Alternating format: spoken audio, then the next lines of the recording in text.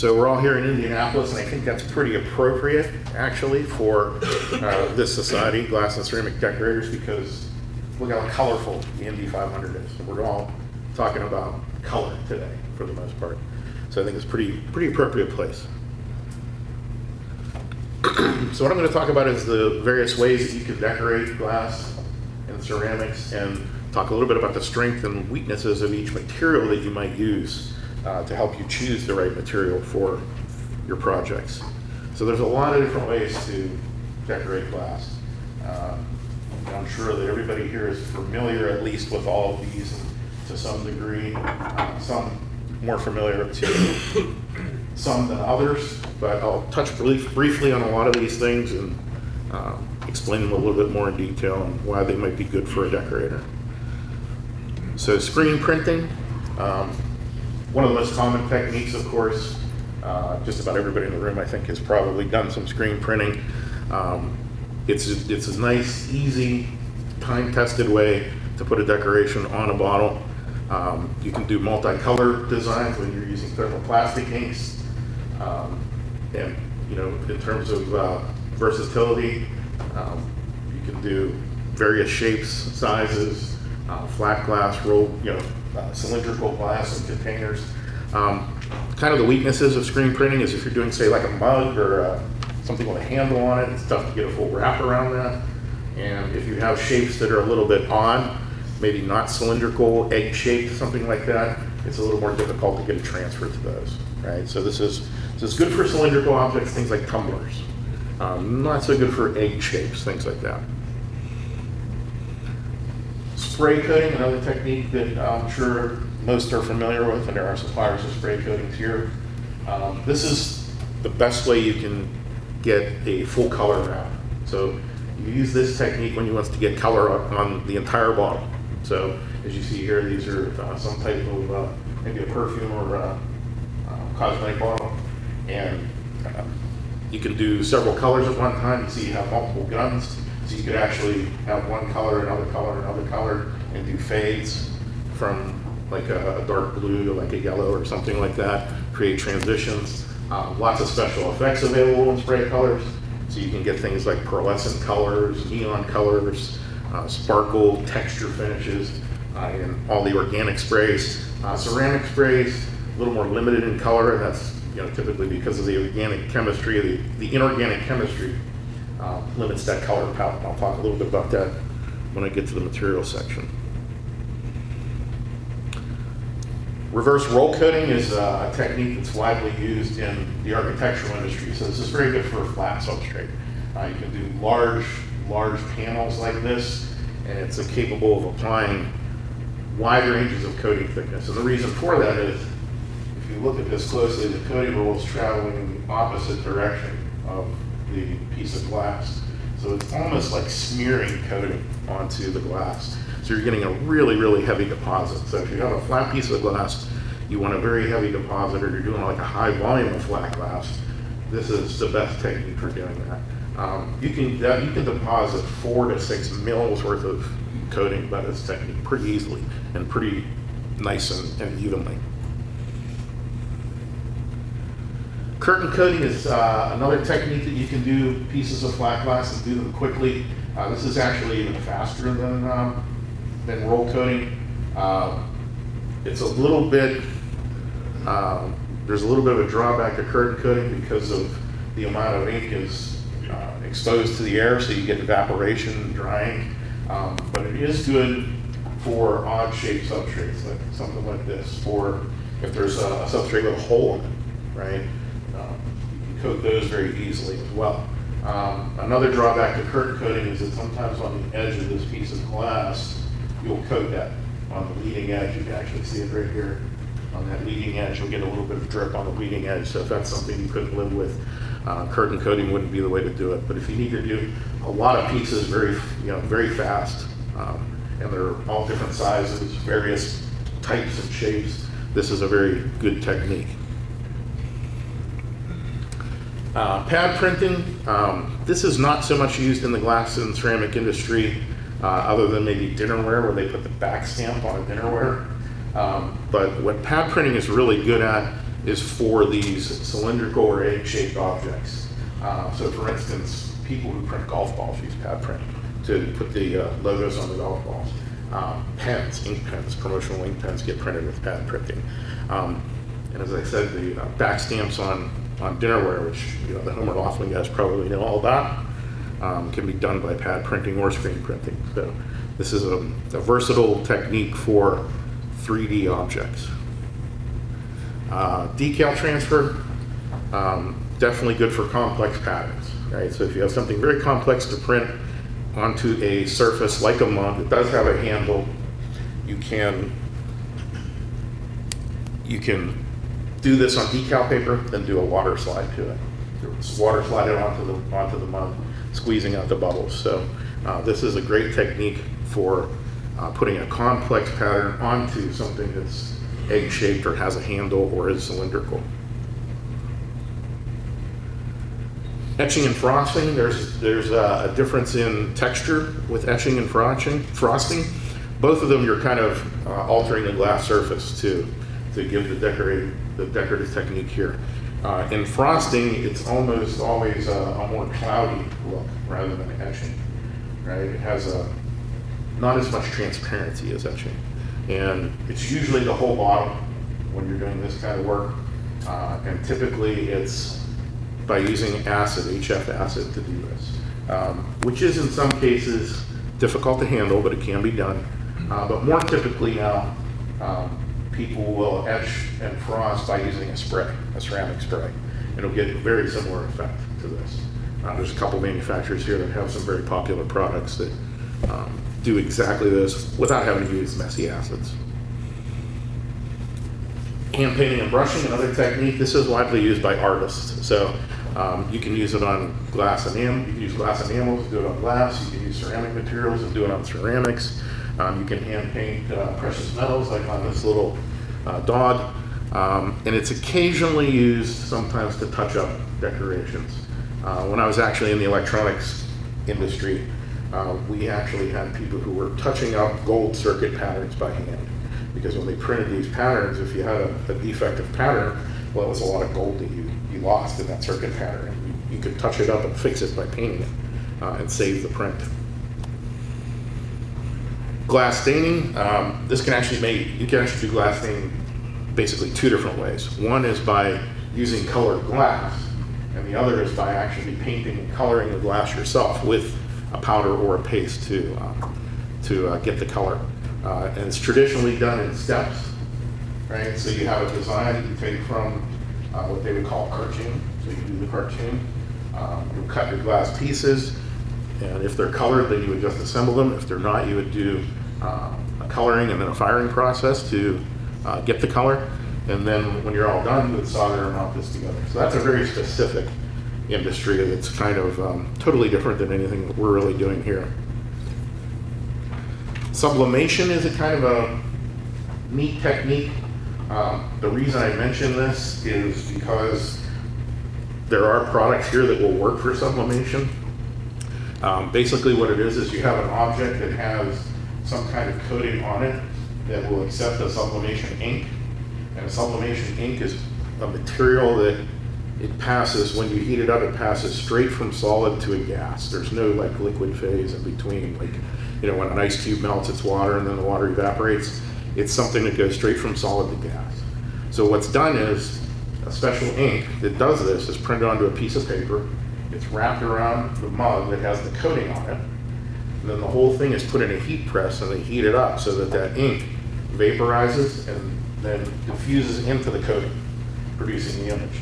You can get really nice images like this. A lot of promotional, custom type people will do this, like particularly people who have stands at fairs or shows can do this. They take your picture and put it on the mug.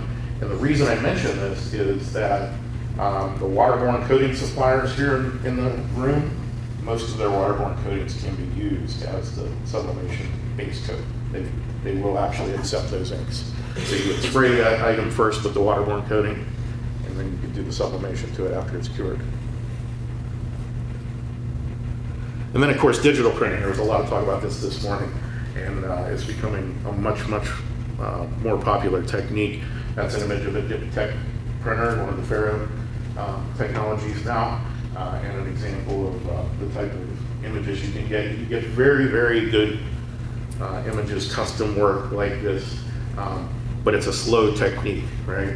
It's more suited for something custom like this rather than, say, coloring a building with one color on the side. I mean, if you're just going to have panels that are all one color, screen printing, right? You just print a million of them. But if you're going to have this, each and every panel is different. So if you were screen printing, each and every panel would need a different screen, right? So that would be very time consuming compared to using a digital printer to print these. You know, each panel would go through, get its image printed right on it, next one, next one, next one. You know, if you were doing it with screens, you'd have to change the screen every time. So definitely an excellent technique for custom work or images or photographs, things like that. And then I put a chart up here. I'm not really going to go through this. A lot of this stuff's for reference. So when you download these presentations today from the website, you can use them as reference. It's just a little bit of a comparison between, say, you know, decorative techniques versus some other labeling techniques, and where you might find advantages or disadvantages of each. You know, paper labels, very fast, low cost, but low durability, right? You can pick them right off, you know, rip, tear, you know, all the way down to, say, like a ceramic who has extremely high durability, but it's much more costly than a paper label, of course.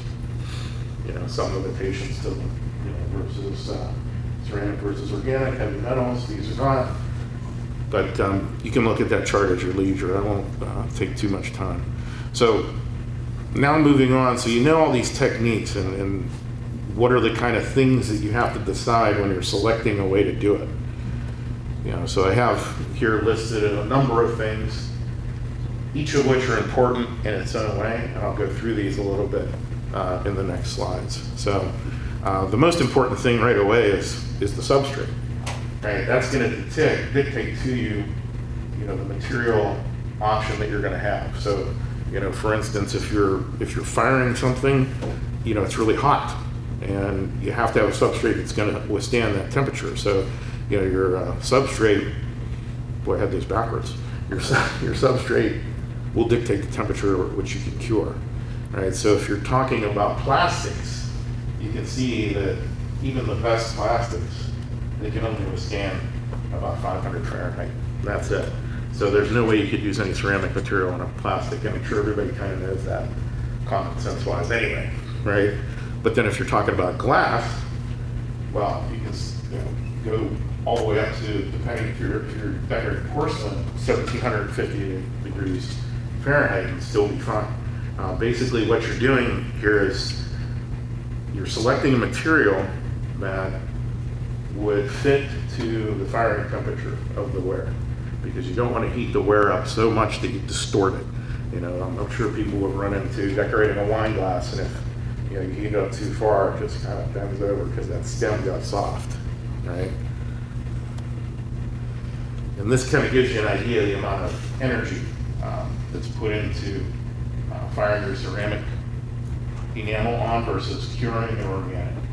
So you look at kind of the area under the curve, right? That's the heat energy. So this is a tremendous amount less heat energy than this.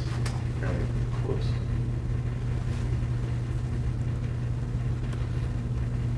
So once you've kind of decided upon your material and your substrate, then you have to think a little bit about what kind of color do you need, what kind of durability that you're looking at, and what kind of appearance you're looking for.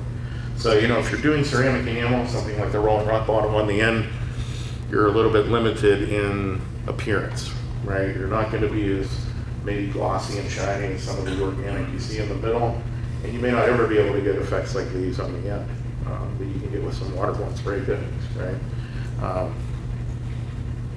Durability, again, you have to think about what you're looking for in terms of that.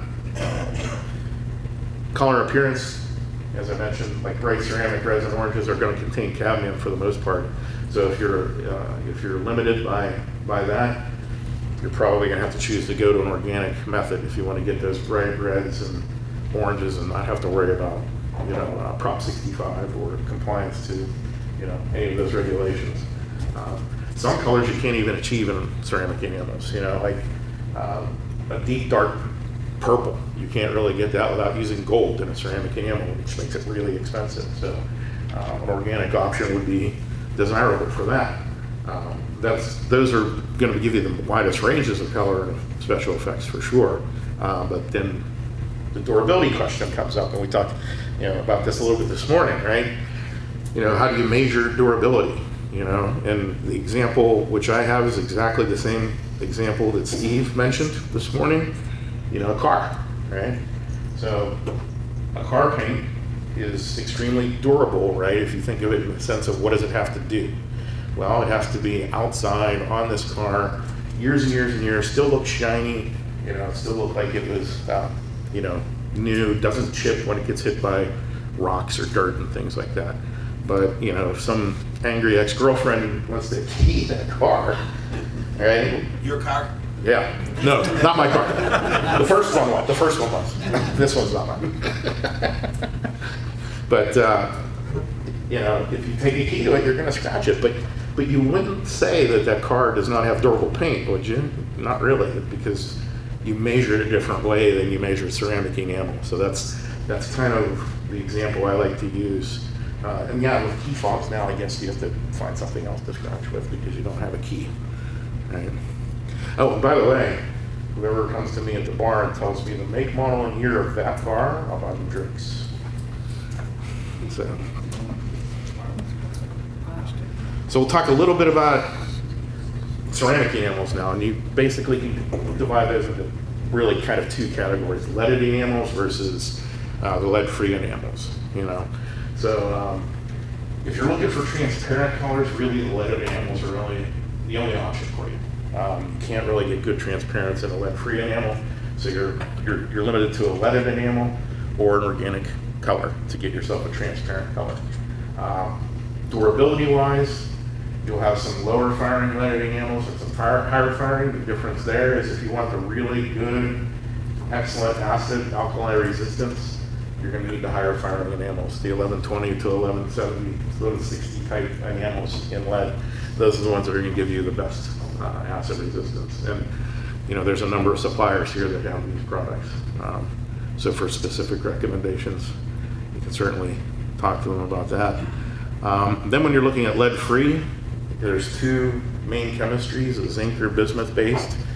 Bismuth is on the atomic table is very close to lead, so it has some similar properties to lead in that it has some decent chemical resistance as compared to zinc, and it usually fires a little bit higher in that same 1120 to 1160 range. These would be good for returnable applications too. The zinc, more or less non-returnable. They don't have the kind of resistance, but they're glossier, right? So there's another trade-off. Zinc, glossier, or bismuth is not so glossy. And then when you think about organics, this is all lower chem. There's a couple of different kind of categories that you can think of with organics, and more or less kind of a general rule with these materials, and even the ceramics fall into this.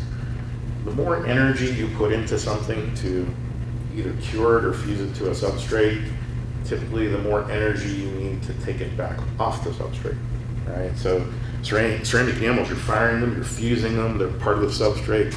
It's really hard to remove them. You can't get them off, right? You can't scratch them off.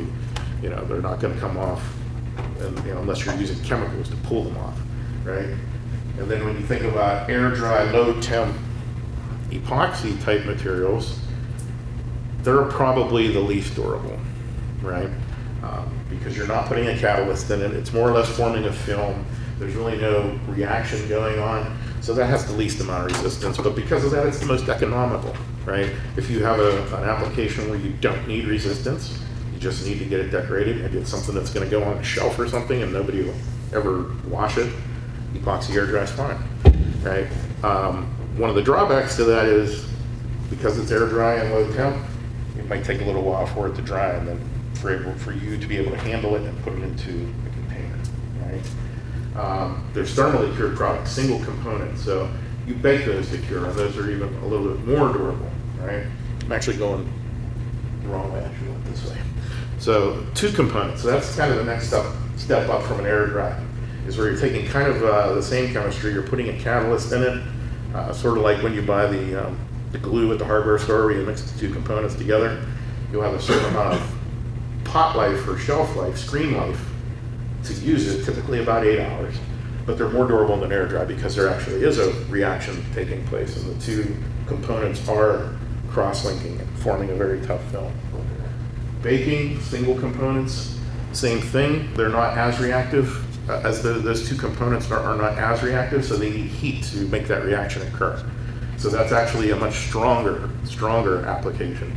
And inks like the Spectrolite from Faro or the Deco Bright from PPG are very, very durable, and there are bottlers that use these in refillable bottles that go through many, many caustic washes. And then you have the UV cured. The UV cured is the lowest in energy consumption, right? Just the lamps. Many, many, many substrates. So plastics, metals, glassware, ceramicware. You can do this on all kinds of just about anything you might buy. CDs were UV printed at one time when we used to buy CDs before we now download the music. And they even have even much better durability with the pre-treatments and post-bakes that they were talking about this morning. So you can get, with pre-treatments and post-bakes, you can get dishwasher cycles out of these. The next thing you have to think about is application technique. And typically, your application technique dictates the kind of viscosity, dry rate, and how your cleanup will be taking place. So, if you're spraying something, you're going to have a much different viscosity than if you're screen printing something. And this is just a quick reference chart to give people a feel for how thick is thick, right? These are all common liquids that pretty much everybody would be familiar with. So when you're spraying something, you're typically down here, right? Has to be nice and thin to spray. If you're screen printing something, you're somewhere in the neighborhood of chocolate syrup, ketchup, mustard, right? That's kind of where your screen printing ink resides.